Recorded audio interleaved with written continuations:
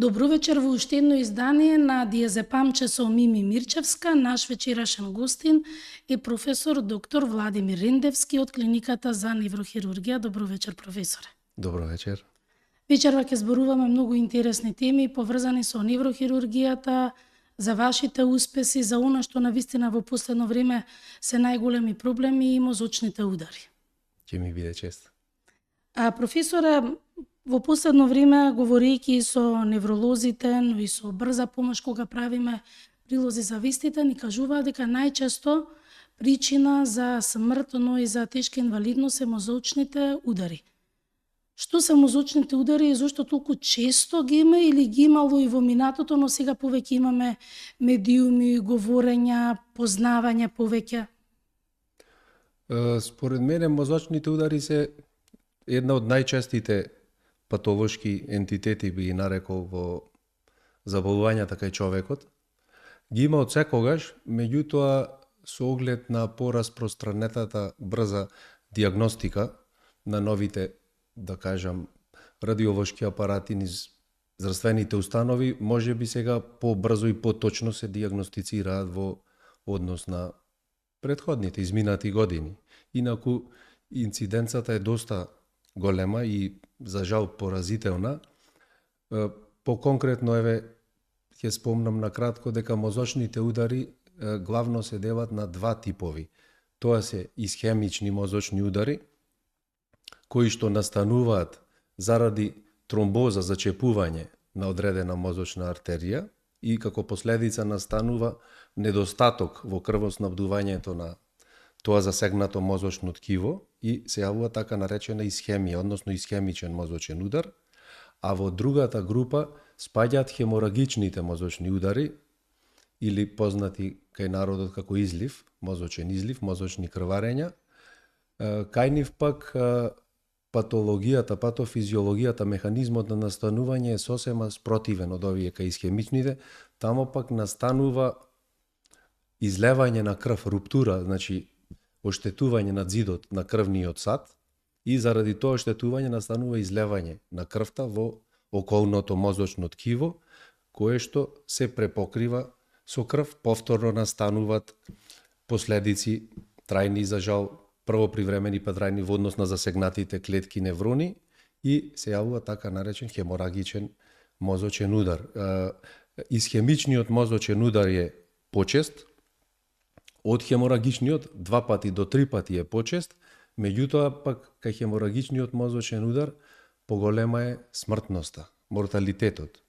Од прилика бројките говорат за следно, некаде 10 до 15% од вкупниот број мозочни удари спаѓаат на хеморагичните мозочни удари, значи преку 70% се исхемичните, меѓутоа смртноста, морталитетот кај хеморагичните се движи дури над 30%, има студии што имаат и над 40% смртност. Значи 3 до 4 пациенти од 10 за жал завршуваат со лош исход, а исто така што е уште поважно да споменам, стапката на инвалидност која што останува како најчеста последица на хеморагичните мозочни удари се движи негде дури над 70%.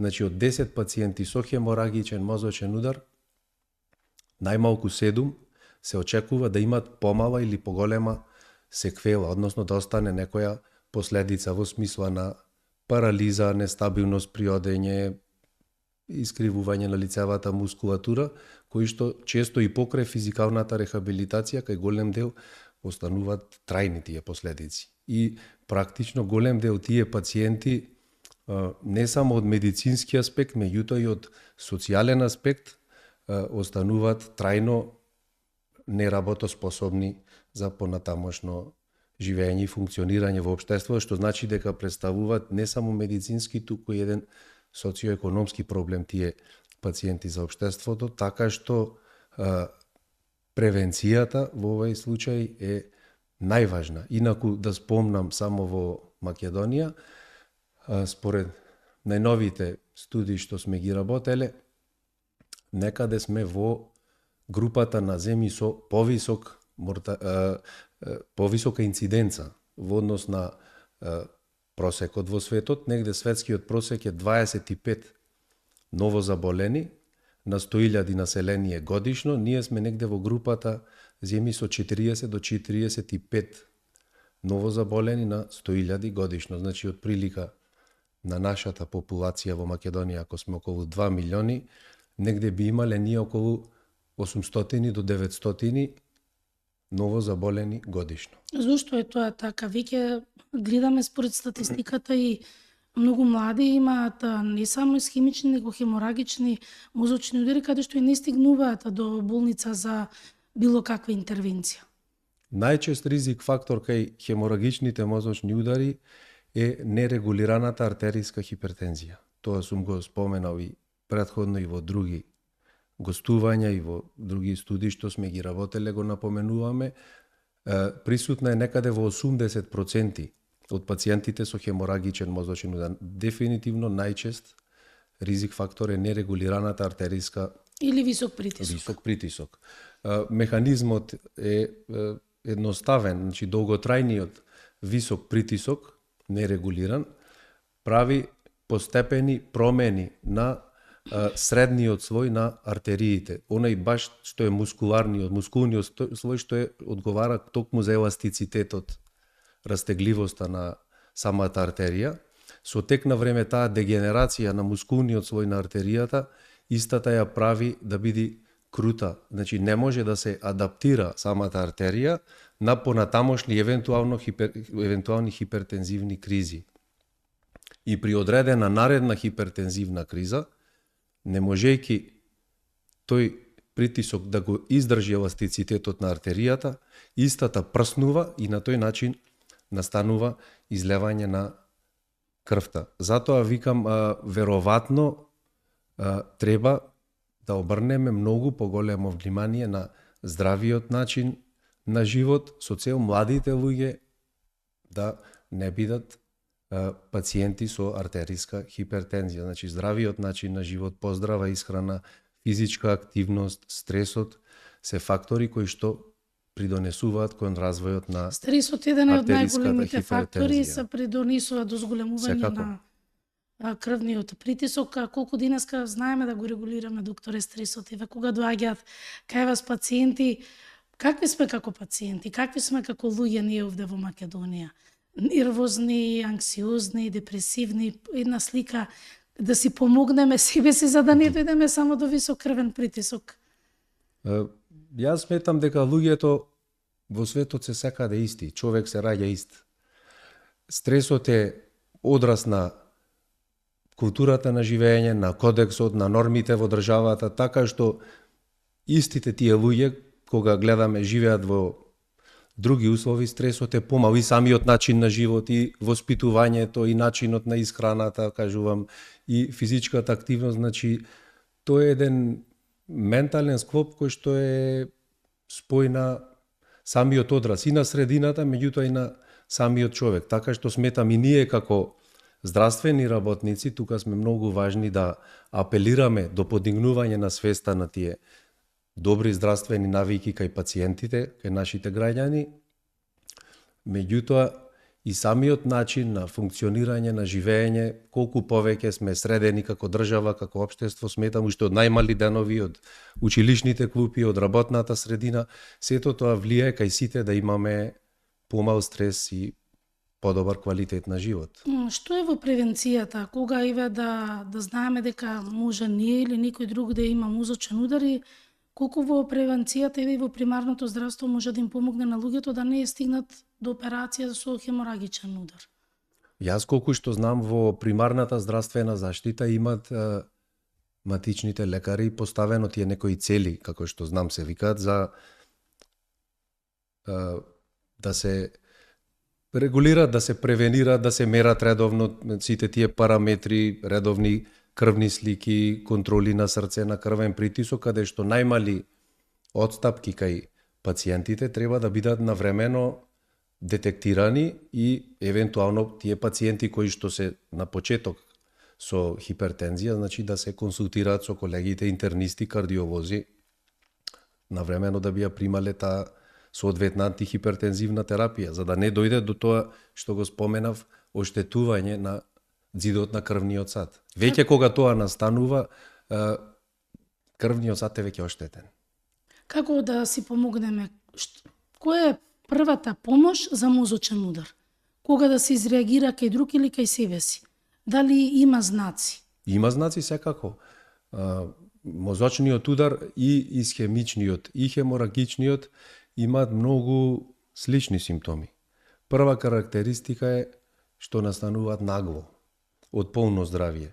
Значи, најчесто се јавува главоболка кај пациентот, можно е да се јават нагони за гадење и за повраќање, но не секогаш, и веднаш после тоа или истовремено со главоболката најчесто се јавува и некој невролошки испад или дефицит, слабост на раката, на ногата, искривување на устата, спуштање на очниот капак во зависност од анатомската локализација каде настанал мозочниот удар, проблем со говорот, дисфазија, кај масивни мозочни удари за жал настанува и нарушување со состојбата на свеста, значи пациентот може од лесна поспаност за жал кај големи мозочни удари да го донесат во ургентен центар и во коматозна состојба, така што сите тие симптоми доколку пациентот ги забележи или најчесто и неговите најблиски од семејството, треба веднаш да биде однесен во најблиската здравствена установа. По можност најдобро е каде што има оддел барем за неврологија, не мора секаде неврохирургија, компјутеризирана томографија имаме веќе скоро во сите поголеми болници низ Македонија, се прави после тоа компјутеризирана томографија, каде што тука практично настанува таа дистинкција, каде треба да диагностицираме дали се работи за исхемичен или хеморагичен мозочен удар и во зависност од диагнозата, од типот на мозочниот удар, има еден или друг правец на лекување. Најчесто, исклучително е важно, колку што е побрзо е направена диагнозата, успехот во лекувањето е поголем кај овие пациенти. Професоре, ви имате и награди, медицината оди напред во светски рамки, но и ви имате навистина престижни награди во делот на областа на мозочните удари. За какви награди, што допринесува тие во подобрувањето на здравието кај пациентите? Хеморагичниот мозочен удар, ние како мултидисциплинарна група, составена од неврохирузи, невролози, радиолози, колеги исто од Природно-математичкиот факултет во Скопје, ја започнавме негде 2013-14 година. Идејата ни беше да истражуваме одредени биомаркери во крвта кај пациентите, кои што, кога настанува мозочниот удар, се излачуваат во поголема количина во однос на една нормална физиолошка состојба. И врз основа на тие покачени биомаркери, кога се мери нивната концентрација првите 24 часа,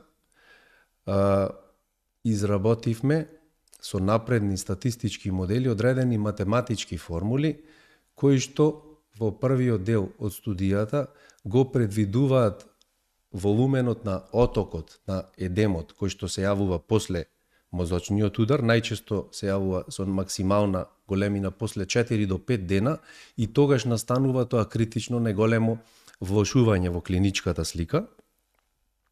А во вториот дел од студијата работевме други биомаркери кои што пак врз основа на други математички модели и формули го предвидуваат клиничкиот исход кај пациентот, практично по која насока ќе се движи.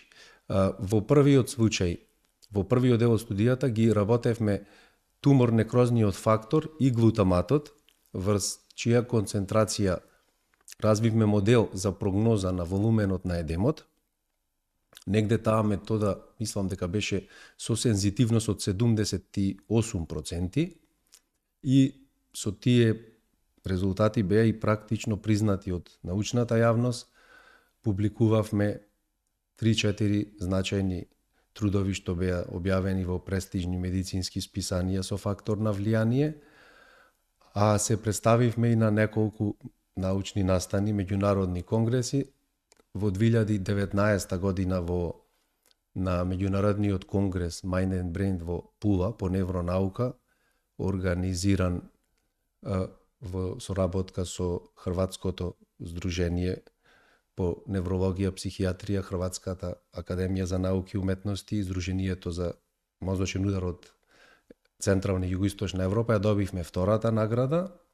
Истата година дел од тие резултати ги представивме и на неврохирушкиот самит, организиран од Здруженијето на неврохирузи на Србија и под покровителство на Здруженијето на неврохирузи на Југоисточна Европа, каде што добивме награда исто за најдобар научен труд. И вториот дел од истражувањето што го работевме, тоа се базираше на други биомаркери, тука беа вклучени интерлеукините 6 и 10 и одредени фактори на оксидативниот стрес.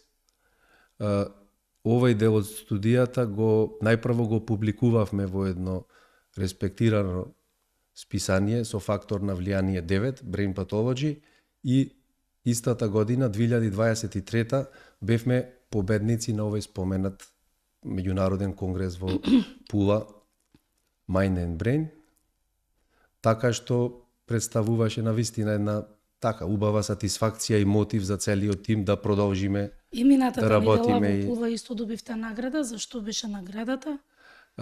Минатата недела, ова ни е сосема друга област што ја започнавме да ја работиме. Ова ни е со колегите од неврологија. Тоа е за клиничката студија што ја започнавме 2019 година во лекувањето на пациенти со тешка форма на епилепсија, која што за жал слабо или многу малку реагира на лекови, односно имплантација на вагус нерв стимулатор кај овие пациенти. Тоа и во Македонија го работите? Го работиме веќе 6-та година. Го започнавме 2019 година и врз основа на таа серија што имаме од 21 пациент, направивме евалуација на тие резултати. Практично ја следевме стапката, фреквенцијата на намалување на епилептичните напади во период на следење од 1 и 2 години и врз основа на одредени статистички анализи покажавме дека ефикасноста од имплантацијата на овој вагус нерв стимулатор дека не е еднаква кај сите типови на епилепсија, бидејќи кога започна оваа метода се препорачуваше кај сите типови на епилепсија, меѓутоа со поделување на тие пациенти во одредени групи според нивниот тип на епилептични напади, се покажува дека оваа метода има најголема успешност кај пациентите со парцијален тип на епилептични напади. Што значи тоа? Тоа се типови практично на фокална епилепсија. Најчесто кога има одреден фокус во мозокот и често тоа се репрезентира кај пациентот со одреден тип на напад. Например, може да е само тресење на рака, искривување на уста, некоја вкочанетост, каде што нема генерализирано губење на свеста, она што во народот се нарекува типична падавица. Кај тие пациенти со генерализирани тоничко-клонички напади што настануваат со цело тресење на телото и губење на свеста, има успешност методата, меѓутоа не е еднакво успешна како кај пациентите со парцијални напади. И последниве 6 месеци исто така беше објавена една препорака од невролози од респектираната Мејо клиника во Соединетите Американски држави, каде што исто така споменува дека вагус нерв стимулацијата е прва линија на третман кај возрастни пациенти со епилепсија која што не реагира на лекови, меѓутоа може да се користи и кај другите типови на епилепсија. Значи и колегите американци прават разлика дека е поуспешна кај еден тип на епилептични напади во однос на другите. Така што искуството кај било која метода во медицината треба според мене да се направи многу внимателна и правилна статистичка анализа на интерпретација на резултатите. Ние тоа го покажавме и затоа, да речам, нашата студија беше наградена оваа година од Меѓународната Европска жири комисија во Конгресот во Пула, каде што, кога ги представивме пациентите во една статистичка група, како што често прикажувале и други студии, успешноста на методата излегува многу повисока. Меѓутоа, ако ги поделиме тие пациенти во посебни групи на епилептични напади, тогаш се гледа јасна статистичка разлика во успешноста меѓу еден и друг тип на епилептични напади. Така што во толкувањето на статистичките резултати треба да се биде пред се чесен, а второ и правилно да се интерпретираат за да се види точно ефективноста од било која метода, не само кај епилепсијата и општо во истражувањата во науката и медицина. Колку често имаме во рана возраст, кај возрастните луѓе, многу често има епилептични напади, дали после тие епилептични напади при температура кај мали деца влие во иднина или тоа да не се плашат родителите, е сосема друга диагностика? За да се дефинира епилепсијата како повеќе би ја нарекол како состојба патолошка, не е толку заболување, не значи дека еден епилептичен напад во детството, од било која причина, дали од повисока температура, дали од некој прележан енцефалит, воспаление на мозокот, може да биде последица и од некоја невротраума. Не значи еден или два епилептични напади дека пациентот боледува од епилепсија. Затоа и оваа метода на вагус нерв стимулација претежно се практикува, се имплементира кај возрастни пациенти. Значи, треба да се види дали детето понатаму ќе има епилептични напади, понатаму, дали медикаментозната антиепилептична терапија е делотворна, најчесто има цела палета на лекови каде што колегите невролози многу успешно ја аплицираат во согласно со нивните протоколи. Дури кај повозрастните пациенти каде што не помага ниту едена од овие тераписки линии, се оди на имплантација на вагус нерв стимулатор. Повторувам тоа што ме прашавте, еден епилептичен напад или неколку епилептични напади во детството не значат дека пациентот понатаму ќе боледува од епилепсија. Напротив, најчесто тие после 15-тата, 16-тата година се повлекуваат. Што е кај возрастните? Зошто кај возрастните се јавува епилепсија? Има симптоми од која возраст? Кај возрастните е пак сосема обратно. Ако се појави првпат епилептичен напад кај возрасен пациент, кој што претходно па години наназад и во детството немал епилепсија, најчесто таа епилепсија е последица на нешто. Најчеста причина е појава и развој на некој мозочен тумор.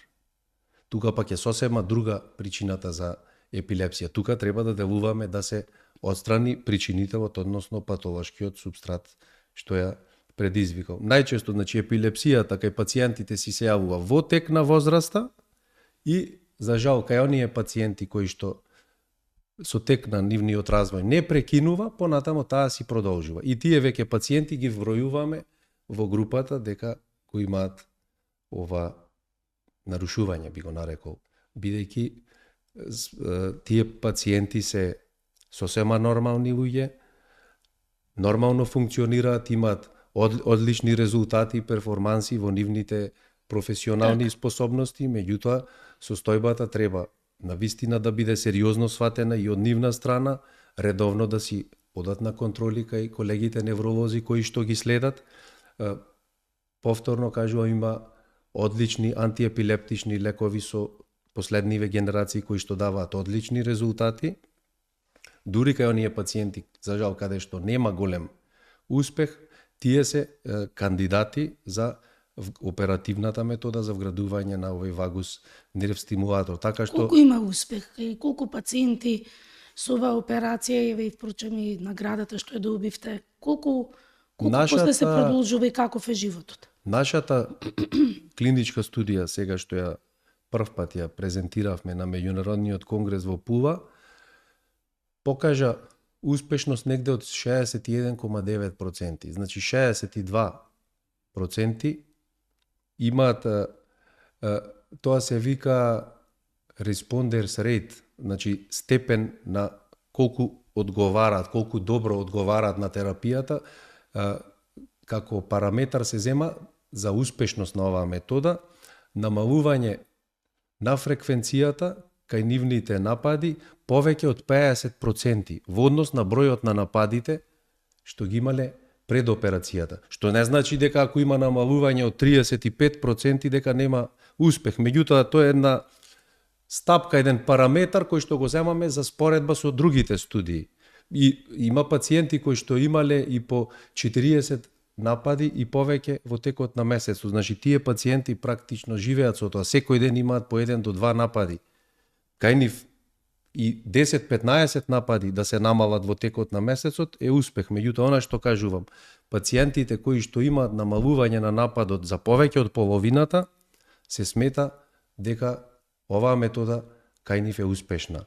Инаку тие пополнуваат и одреден прашалник за нивните впечатоци после 1 и после 2 години за нивниот квалитет на живот, како тие го чувствуваат.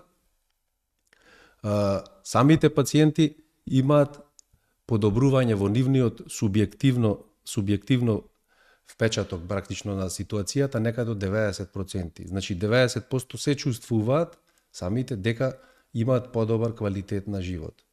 Пак кажувам, многу е важно кај овие пациенти од страна на колегите невролози со кои што соработуваме одлично заеднички во оваа студија, да се направи вистинскиот избор. Кој пациент е вистински кандидат.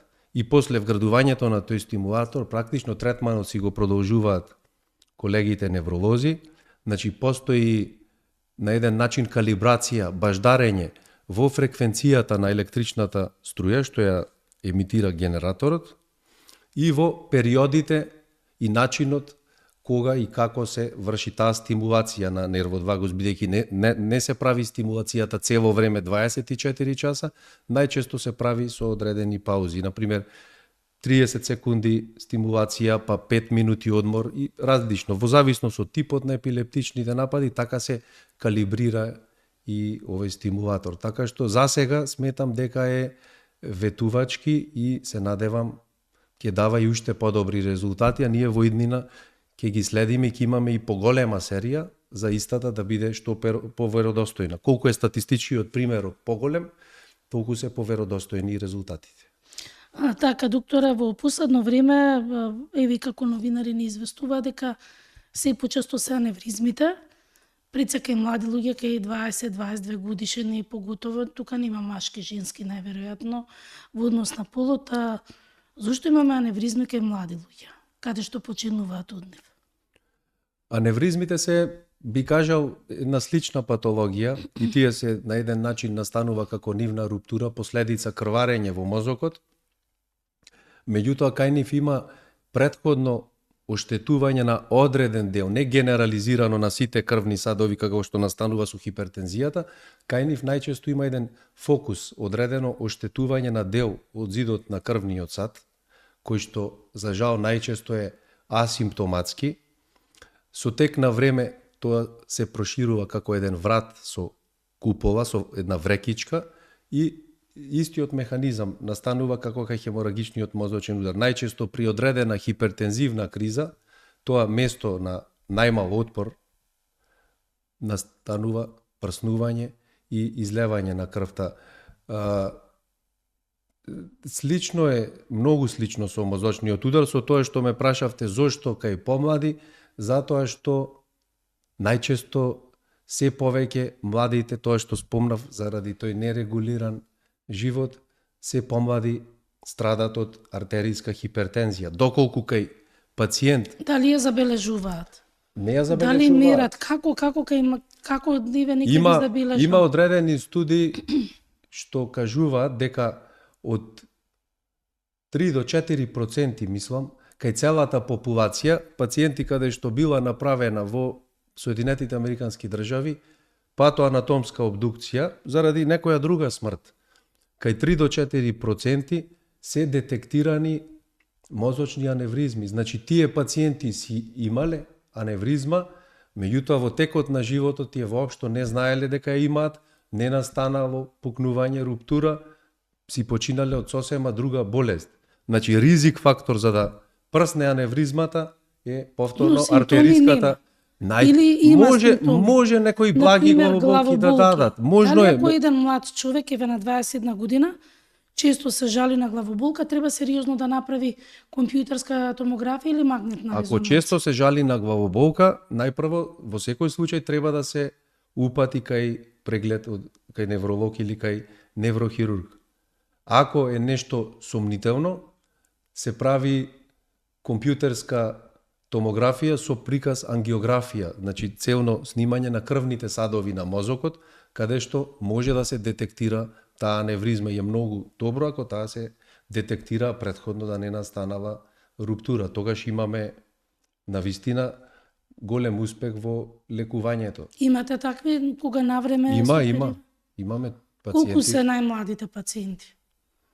Сега, не можам точно да кажам, меѓутоа има пациенти, тоа што кажавте околу 20 и нешто години, под 30 годишна возраст се случува да имаме детектирано аневризма. Често може да се открие и заради друга причина, некогаш со самата компјутерска томографија каде настанава ради некоја сообраќајна траума, при самата компјутерска томографија да ни е нешто сомнително, па дополнително да се дореализира таа ангиографска секвенца. Меѓутоа пак не може и секој пациент да се прави ангиографија, доколку така постапиме практично сите апарати ние ќе ги преплавиме само за систематско снимање, ќе не можеме другата патологија да работиме. Значи треба многу внимателно да се следи симптомите. Ако има подолготрајна честа главоболка кај млади луѓе, во секој случај треба да посетат неврохируршки, невролошки преглед, па во зависност од индикациите би се поставила или не дополнително снимање со КТ ангиографија. Професоре, со колку многу награди, што ви е предизвик во понатамошно истражување? Колку во суштина е истражен човековиот мозок? Знаеме дека никако тие заболувања се за обичниот народ најстрашни, но и вашите награди и успеси покажуваат дека може да има потоа и да се продолжи во еден добар живот. Што е она што треба да се истражи, да се вложи во неврохирургијата кај нас? И во неврохирургијата, и во неврологијата, и општо во медицината, сметам дека покрај клиничката пракса, она што го работиме, треба да направиме еден исчекор и научен придонес. Значи, нашите клинички резултати треба да бидат представени во некоја серија, од каде што врз основа на тие истражувања треба да допринесеме во науката, да извлечеме некоја поука. Дури некогаш е добро и компликации што се јавуваат во текот на лекувањето, чесно да бидат прикажани во одредени истражувања, во одредени научни трудови, за да не се греши. Некогаш и лошите резултати даваат придонес во науката, како некоја метода да ја подобриме, да ја направиме поуспешна, или како ова што е со вагус нерв стимулацијата, значи со тоа што покажуваме дека не секој пациент има еднаков успех. Даваме патоказ на лекувањето кај кој пациенти, која метода најадекватно ќе даде најдобри резултати. Така што работиме со помладиве колеги, сега работиме и некои други истражувања ќе започнеме во однос на глијалните тумори, ќе правиме одредени спектроскопски тие истражувања од макетата. Какви се тие тумори да преведеме на... Тие се лоши, малигни тумори, значи кај малигни тумори на мозок ќе правиме одредени неинвазивни диагностички исследувања. Исто со друг колега, што е еден од моите, да речам, најблиски соработници, планираме да работиме одреден